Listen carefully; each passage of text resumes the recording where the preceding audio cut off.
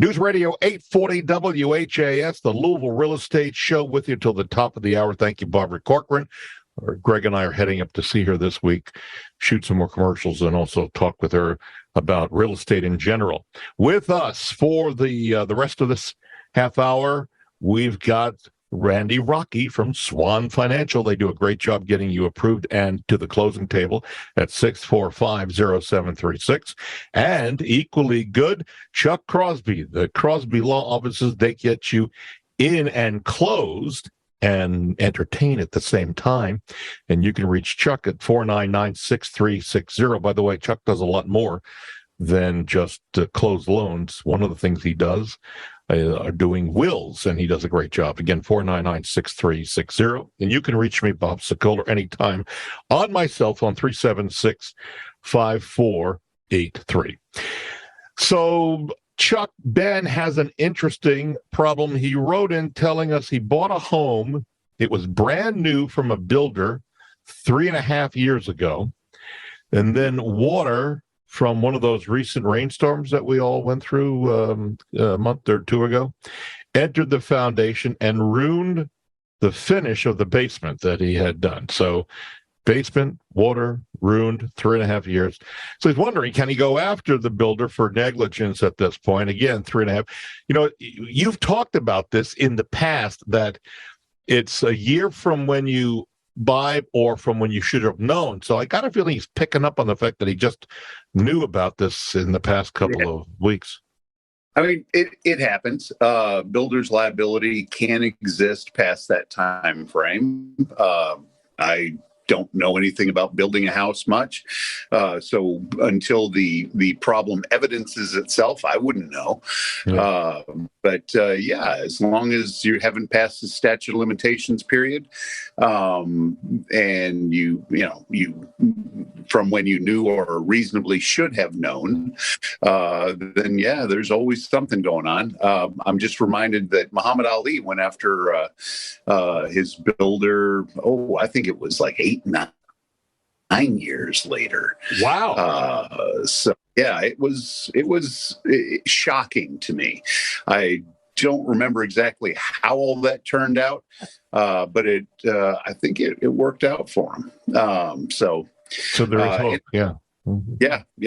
It's not a dead deal just because of the time frame. It's always statute starts running from when you knew or reasonably should have known. You might want to check, Ben, with your builder or your agent who represented you, to check with your builder to see if there's something that you can work out with him before you go legal. But then I would tell you, Chuck would be the guy to talk to, and if he doesn't do, and I don't think you do that type of. No, I don't typically litigation any longer, but I do know who does. Yes, I know. Yep, he'll point you in the right direction. We'll give out his number in just a little bit. So, Randy, John writes in, he bought a home last year. His escrow jumped $9,000 from the time he bought it to now. And he's wondering why this is happening. Was it a lender or a closing attorney? What the heck happened there? And this could happen to a lot of people, from what I understand. Right. So there are a couple of options that have happened. Number one, they increased the amount on the home, and the property tax went up substantially.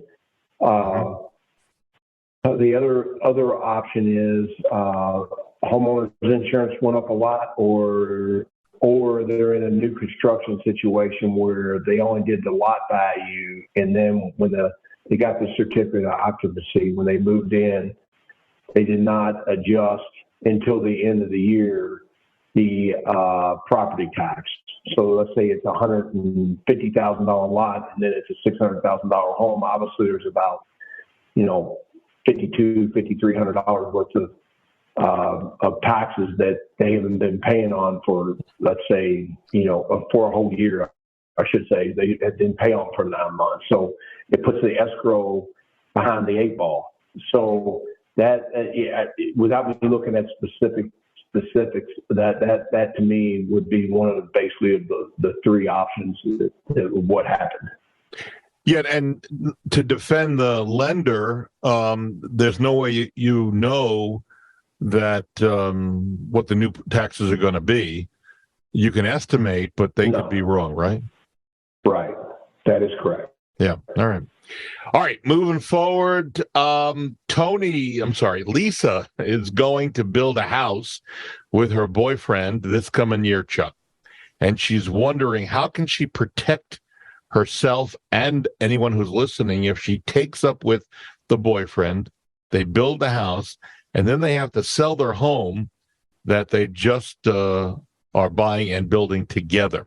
So what she's saying is, what is the legal documentation that she should have maybe drawn up by an attorney like you to protect her so that they split, go either way, they've covered each other, and that split is going to be occurring? And I know that sounds like she's dooming the relationship up front, but it really is smart thinking, don't you think? Well, I'm a little confused as to how it's been worded. They're buying a house together. They're building, and they're buying it together. And they want something akin to a prenup, even though. Yeah. Okay. Yeah. Always kind of dangerous territory there. I mean, you can draw something up contractually saying, this is our percentages, et cetera, et cetera. I assume from the way the question is being asked that it's not a 50-50 percentage, but that raises all kinds of issues. If it's not going to be 50-50, what percentages is it going to be? And if you're going into this together, the percentages and payments and input at this point may be different from what's done in the future. Plus, if they ever get married, then you've got all kinds of divorce laws, domestic relation laws that would also come into play.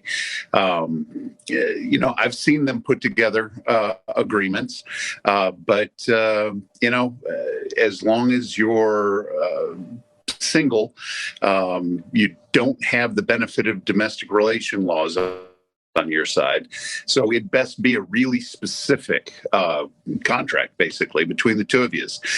Treat it like a business, as a partnership, not as a relationship, which would mean that the usual way this is done, which is joint survivorship, may not be the way to go. Something they want to handle ahead of time. I would talk to a domestic relations attorney to get that done. Yeah. And make sure that the type or the vesting is correct. Because if you go to some, closing outfit, Home Loans Are Us, they may very well not get anything other than a cookie cutter deed. And you need that. You need something a little more specific in that case. Personalization. And I guess the key is, don't go on the internet and pull a form down from the internet. That's not the way to go. Yeah. Oh, Lord, no. Yeah. Got to remember that a lot of times, prenups weren't even, valid in Kentucky until, I think within the last 15, 20 years. Everybody did them. But there's a lot of other things out there. You don't just want to grab something off the internet. Reader's Digest put this out. I found this fascinating. The cheapest, and anybody who wants to send me an email, send me the link to the Reader's Digest cheapest days of the week report.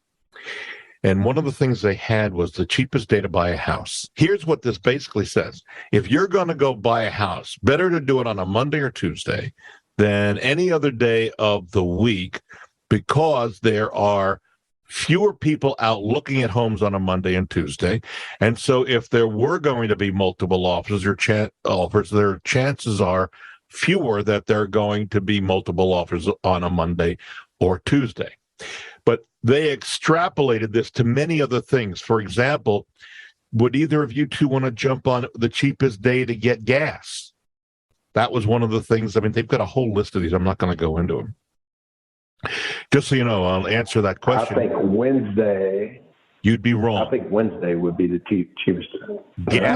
Gas Buddy found that Monday is the cheapest day to visit the pumps in most states, followed by Friday and Sunday. Whatever you do, they say, do not fill up on Wednesday or Thursday. That's when prices are the highest. So keep an eye. Again, this is a fascinating report. Do I believe it? There's some validity to it. during slower years, we tested, and then we tested again this year. We tested the theory that we put homes on the market on Thursday nights, because if you put a home on the market to sell on a Thursday, it would appear basically in the feed to all buyers on a Friday, and they'd make their appointments to see it, and hopefully we get multiple offers. But in this past year, the market was so hot, guys and ladies who are listening, that it didn't matter what day we put it on the market. We got multiple offers, and just any day of the week. All right. And that kind of slowed down now. The market has slowed down, but it's still a great market. Final question here today. Shay writes here, Chuck, she lives in a condo in Louisville, and Shay says an upstairs neighbor who's having a water leak into his unit. The management company for the condominium complex refuses to do anything. The water has already ruined one of Shay's furniture, pieces of furniture. Should Shay take the management company and or the neighbor above his house or his condo to small claims court, or what actions should Shay be thinking of? What are your thoughts on that? Well, first, there's insurance. I assume she's got insurance, so that can help get the whatever replaced or repaired. Yeah. And that gets the problem stopped. That way, you know your damages, you know where you're at, and that's what you can go for. But yeah, if somebody's damaging your unit, you definitely have the right to go against that person. And if it's something that the HOA should be involved in, they would be involved generally in things that are, not for individual use. Now, every HOA is different, but whatever caused the problem and the damages to her area, the HOA would probably handle that. Now, damages beyond that, the HOA wouldn't touch. That's not their bailiwick. That's why you would go after the individual who caused the damage. Does she knock on the door? Does she call the condo association? Is there a path on this? The HOA is, you contact the board of the HOA or the property management group.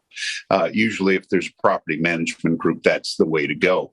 But the HOA is not going to handle everything there. Okay. A lot of times they will specifically handle like only to the drywall or only this, that, or the other. That's why you have the insurance to take from where they stop to where the damage goes. But the other one, if somebody's damaged you, you go upstairs and you say, hey, this is what's going on. Here's the bill. And if they say no, well, that's when you go to small claims or you get an attorney or go from there. Yep. We're out of time. Let me suggest, Shay, that if you want, give Chuck a call. He'll direct you in the right direction here. Chuck Crosby, who does some great closings. You can reach him at 499-6360. Also, Randy Rocky, who's been with us, Swan Financial, 645-0736. Thank you guys for being here today. And you can reach me anytime on my cell phone, 3765483. Bob Sokoler will come out, talk about the process. There's no obligation, no fee. Just if you want, if you're thinking about it, either this year, next year, or even beyond, just give me a call, 3765483. We're out of time. See you next Sunday on News Radio 840 WHAS.